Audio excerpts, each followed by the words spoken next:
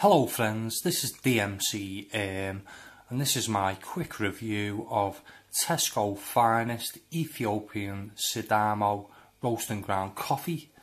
And on the front of the pack, on the description, it says tasting notes are floral and sweet. It's a number 3 medium strength roast, not quite sure. It's 100% Arabica coffee. This does say beans, but it's ground coffee. On the back of the pack it says originating from the birthplace of Arabica coffee and grown at altitudes between 5,000 and 7,000 feet in Ethiopia's Sidamo region. This coffee has a medium body with a floral fruity brightness. Hints of apricot and light lavender lead to a sweet butterscotch finish.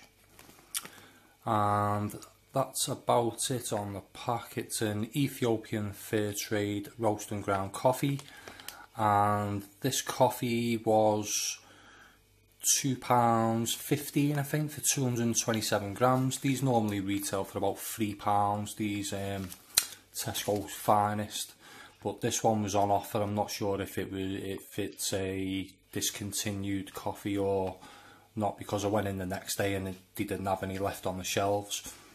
But as I say, I thought I'd tried all the coffees in Tesco's Finest range, but I found this one which I hadn't tried, so I think I did sort of steer clear of the African coffees. I tried the Kenyan one quite late after all the rest of them as well. So nothing much else on the back of the pack there, just ways to prepare your coffee. It's got a nice resealable tab on the back there. Not that I store my coffee in these bags. Once they're opened, they go into tins usually. And that's it for the pack, nothing much else on there. We have a best before date which is November 2018, so that's just under a year on the best before date on this one. And that's about it for the pack. If we take a look at the ground coffee, it's quite dark, I would say. It's quite finely ground. It's a pretty inconsistent grind there. There's different consistencies to the coffee, but as I say, it's quite dark. It's got a sort of brown reddish look to it, this one. The aroma, it's quite zesty with real lemon tones there.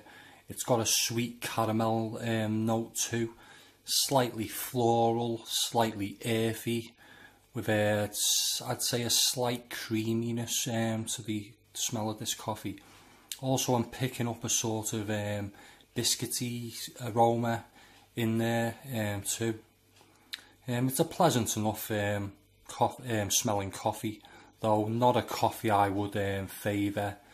But when I picked the bag up in the shop and give the bag a quick squeeze, it did smell a lot more pleasant to me than it did after I'd opened the bag. But saying that, it's a perfectly fine coffee.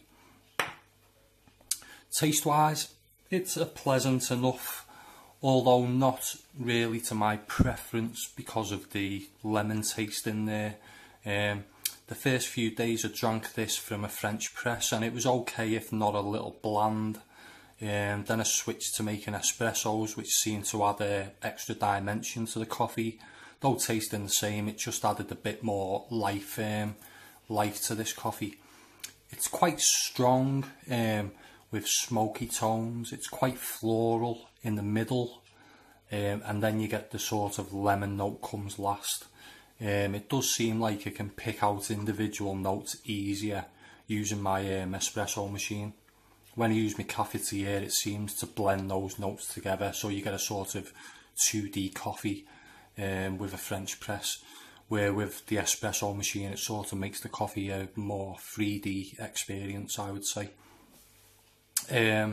It's a nice coffee that at first I didn't really like, because as I say, I don't really go for African coffees, but it grew on me the more I drank it, and I did really enjoy this as a cappuccino, this coffee.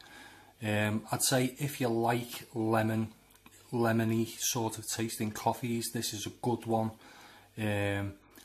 for those people, but as it's a ground coffee, I wouldn't buy it again. But if they did beans, you know, I would contemplate buying this one again. So I would recommend this coffee. It is worth a try. It's nothing incredible, but a nice enough Ethiopian coffee. So I'd recommend it, yeah. So I'd like to hear from anyone who's tried this coffee. Let me know your thoughts in the comments below. If you like this video, give it a thumbs up. And if you want to see more coffee reviews in the future, subscribe to my channel. That was my quick review. Thanks for listening. Bye for now.